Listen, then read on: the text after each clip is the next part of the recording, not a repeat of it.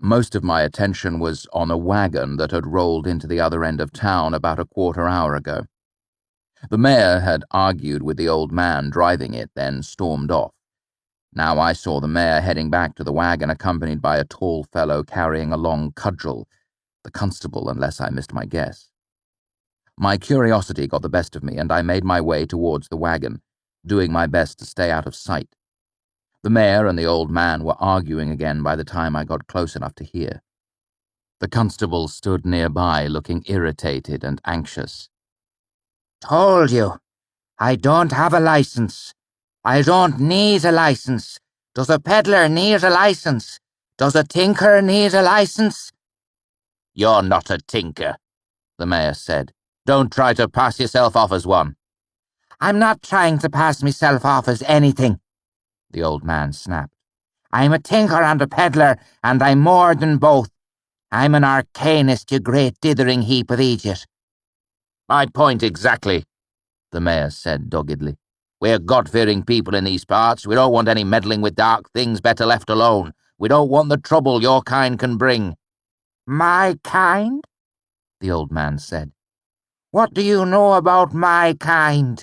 There probably hasn't been an arcanist through these parts in 50 years. "We like it that way. Just turn around and go back the way you came."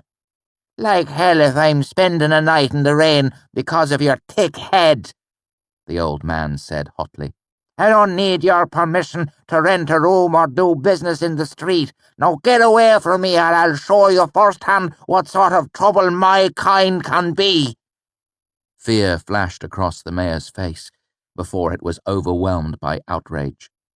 He gestured over one shoulder at the constable. "Then you'll spend the night in jail for vagrancy and threatening behaviour. We'll let you on your way in the morning if you've learned to keep a civil tongue in your head."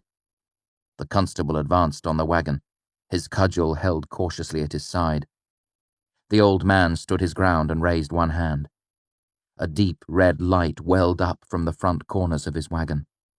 "That's far enough," he said ominously. "Things could get ugly otherwise." After a moment's surprise, I realized the strange light came from a pair of sympathy lamps the old man had mounted on his wagon. I had seen one before in Lord Greyfallow's library. They were brighter than gaslight, steadier than candles or lamps, and lasted nearly forever. They were also terribly expensive. I was willing to bet that no one in this little town had ever heard of them, let alone seen one. The constable stopped in his tracks when the light began to swell, but when nothing else seemed to happen, he set his jaw and kept walking toward the wagon. The old man's expression grew anxious.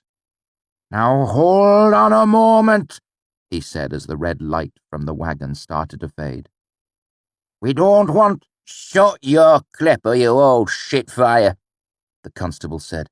He snatched at the arcanist's arm as if he were sticking his hand into an oven.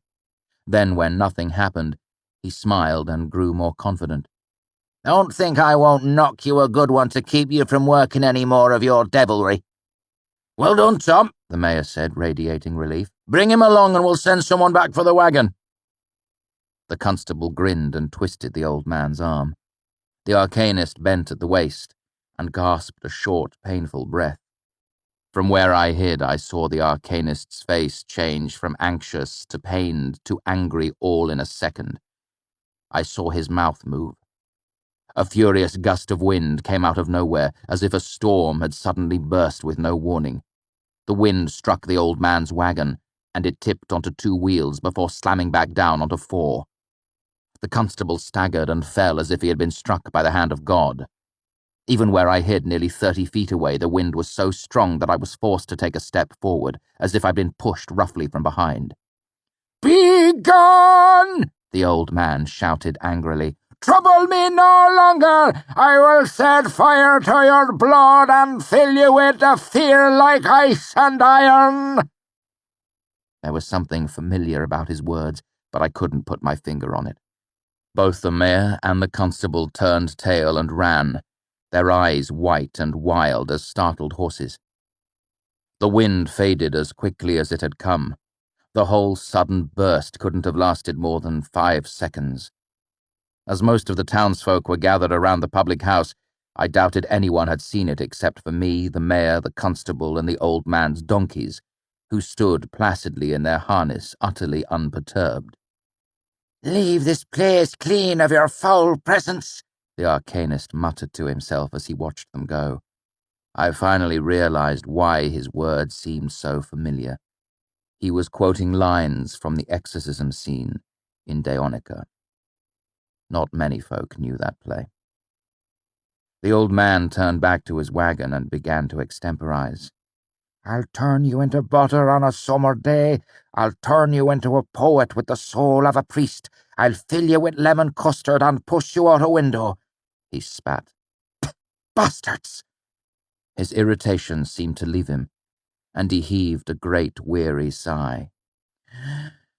"Well, that couldn't have gone much worse," the old man muttered as he rubbed at the shoulder of the arm the constable had twisted. "Do you think they'll come back with a mob behind them?" For a second, I thought the old man was talking to me. Then I realized the truth. He was talking to his donkeys. "I don't think so either," he said to them. "But I've been wrong before. Let's stay near the edge of town and have a look at the last of the oats, shall we?" He clambered up into the back of the wagon and came down with a wide bucket and a nearly empty burlap sack. He upended the sack into the bucket and seemed disheartened by the results. He took out a handful for himself before nudging the bucket toward the donkeys with his foot. "Don't give me that look," he said to them. "It's short rations all around, besides you can graze." He petted one donkey while he ate his handful of rough oats, stopping occasionally to spit out a husk. It struck me as very sad, this old man all alone on the road with no one to talk to but his donkeys. It's hard for us at Desmarais, but at least we had each other. This man had no one. "We've wandered too far from civilization, boys. The folk that need me don't trust me, and the ones that trust me can't afford me." The old man peered into his purse. "We've got a penny and a half, so our options are limited. Do we want to be wet tonight or hungry tomorrow? We're not going to do any business, so it will probably be one or the other." I slunk around the edge of the building until I could see what was written on the side of the old man's wagon.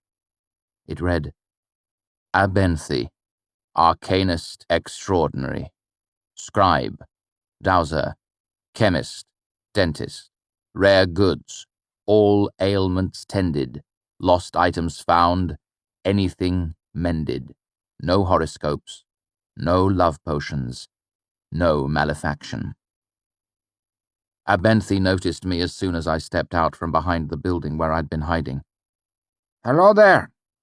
Can I help you?" "You've misspelt ailments," I pointed out. He looked surprised. "It's a joke, actually," he explained. "I brew a bit." "Oh, ale," I said, nodding. "I get it." I brought my hand out of my pocket.